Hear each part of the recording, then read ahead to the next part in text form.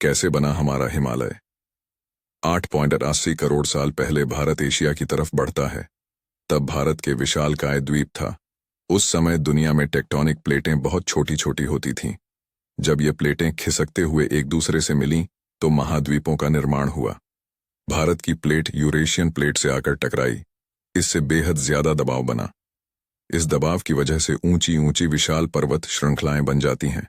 कहते हैं कि आज जहां हिमालय है वहां पर पहले टेथिस नाम का समंदर होता था। यह समंदर गोंडवाना और अंगारलैंड के बीच मौजूद था। जब भारत यूरेशियन प्लेट से आकर टकराता है तब समंदर खत्म हो जाता है। वहां पर दबाव की वजह से ऊंचे पहाड़ बन जाते हैं। हिमालय का बनना 4 से 5 करोड़ साल पहले शुरू हुआ था। भारत और यूरेशियन प्लेट की टक्कर से सबडक्शन नहीं हुआ, यानी कोई प्लेट नीचे नहीं धंसी। उस समय भूभाग ऊपर उठने लगा। पश्चिम से पूर्व तक इसकी लंबाई करीब 2500 किलोमीटर है। इसका पश्चिमी किनारा नंगा पर्वत के पास सिंध नदी के उत्तरी मोड़ के पास मौजूद है। सका पूर्वी किनारा नामचा बरवा यानी यारलुंग त्संगपो ब्रह्मपुत्र नदी के पश्चिम में स्थित है। हिमालय की चौड़ाई अलग अलग जगहों पर अलग है, कहीं 150 किलोमीटर तो कहीं 350 किलोमीटर तक। हिमालय लटका हुआ है भारत की तरफ, कटोरे की तरह कश्मीर से अरुणाचल प्रदेश तक। हिमालय का 2500 किलोमीटर से लंबा इलाका सिंधु घाटी के नंगा पर्वत से उत्तर पूर्व के नामचा बरवा तक। अगर आप हिमालय को ऊपर से देखें तो आपको दिखेगा कि यह पूरी बेल्ट भारत की तरफ लटकी हुई है, यानी कटोरे जैसा।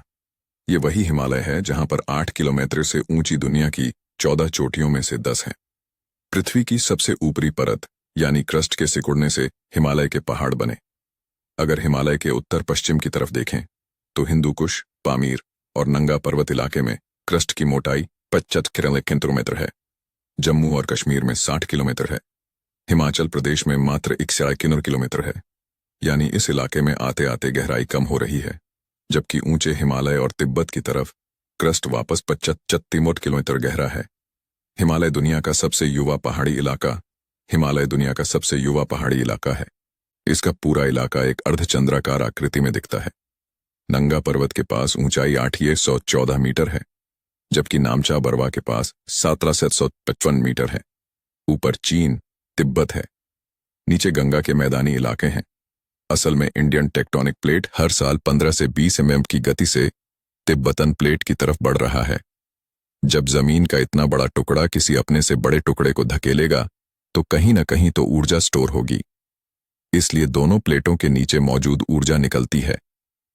ये ऊर्जा छोटे छोटे भूकंपों के रूप में निकलती है, तो उससे घबराने की जरूरत नहीं है। लेकिन यही ऊर्जा तेजी से निकलती है तो आधे भारत, पूरे नेपाल, पाकिस्तान, चीन, म्यांमार तक असर देखने को मिल सकता है।